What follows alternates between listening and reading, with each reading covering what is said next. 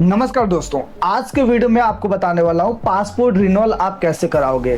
Passport renewal कराने का process क्या होता है, डॉक्यूमेंट कौन कौन से लगते हैं पासपोर्ट रिन्यूअल कराने के लिए। ठीक है, तो वीडियो को आप एंड तक देखते रहो ताकि आपके प्रॉब्लम का सोल्यूशन मिल सके। तो सबसे पहले अगर आपको पासपोर्ट रिन्यूअल कराना है, इसका मतलब आपके पास पासपोर्ट ऑलरेडी पहले से ही है।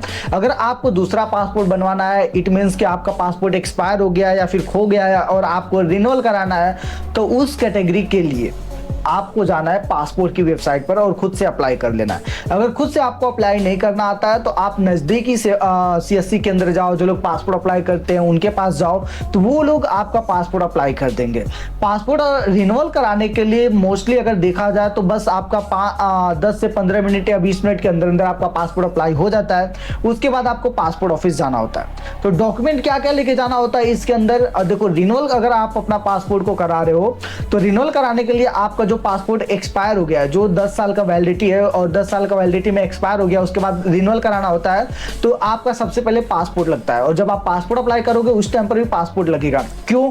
क्योंकि जब आप अप्लाई करोगे तो उस समय भी पासपोर्ट का सारा डिटेल भरना रहता है, जैसे expiry date, issue date, file number और आपका प्लेस ऑफ इशू हो गया और पासपोर्ट नंबर, आपका नाम हो गया, आपके मॉम डैड का नाम हो गया, वो सारी कुछ डिटेल होती है जो पर्सनल डिटेल आपको फिल करना होता है। पासपोर्ट अप्लाई करने के दौरान एक सेक्शन अलग से आता है पासपोर्ट का, जहां पर सारी इंफॉर्मेशन भरी जाती है। तो पासपोर्ट आपके पास होना बहुत ही ज्यादा जरूरी है अगर आप पासपोर्ट को रिन्यूअल करा रहे हो तो ये डॉक्यूमेंट सबसे पहले तो पासपोर्ट होना चाहिए।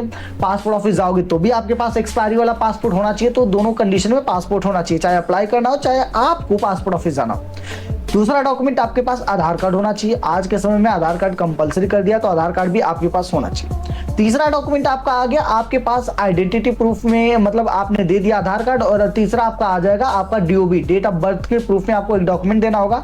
तो उस कंडीशन में आप दे सकते हो अपना मार्कशीट दे सकते हो, या तो बर्थ सर्टिफिकेट है तो वो आप दे सकते हो बर्थ सर्टिफिकेट के तौर पे। ठीक है, अब तीसरा डॉक्यूमेंट की अगर हम फोर्थ वाले डॉक्यूमेंट की अगर हम बात करें तो यहाँ पर आपका एड्रेस प्रूफ में आपको लाइट बिल, गैस कनेक्शन का बिल, बेरा बिल या फिर बैंक पासबुक का आ गया, तो इस तरीके से कोई भी एक डॉक्यूमेंट आप दे सकते हो पासपोर्ट रिन्यूअल के टाइम पर। ये डॉक्यूमेंट अगर आप देते हो तो ये सारे डॉक्यूमेंट को देकर आप अपना पासपोर्ट को रिन्यूअल करा सकते हो, भले 10 साल एक्सपायरी को क्यों ना हो गया।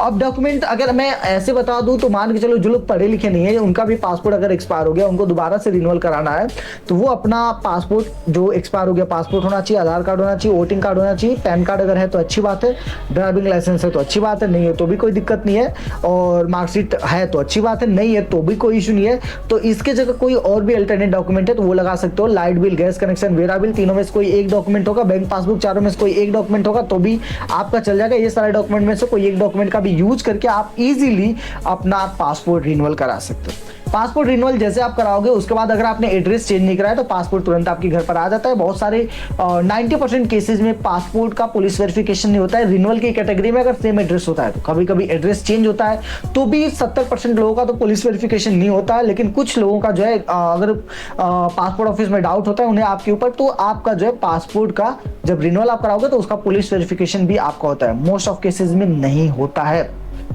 मैं ये कैसे बोल रहा हूँ, क्योंकि मैंने जब अपने पापा का पासपोर्ट अप्लाई किया था तो उस टाइम पर क्या है कि पासपोर्ट अप्लाई करने के बाद जो हमने अप्लाई कर दिया, अपॉइंटमेंट डेट ली, अपॉइंटमेंट डेट के दिन वो अपना पासपोर्ट लिख गए थे और पासपोर्ट के अलावा आधार कार्ड, वोटिंग कार्ड और लाइट भी लिख गए थे। ये तीनों डॉक्यूमेंट लिख गए थे, बस ये डॉक्यूमेंट लिख गए और वहाँ पर वेरिफिकेशन उनका कंप्लीट हो गया।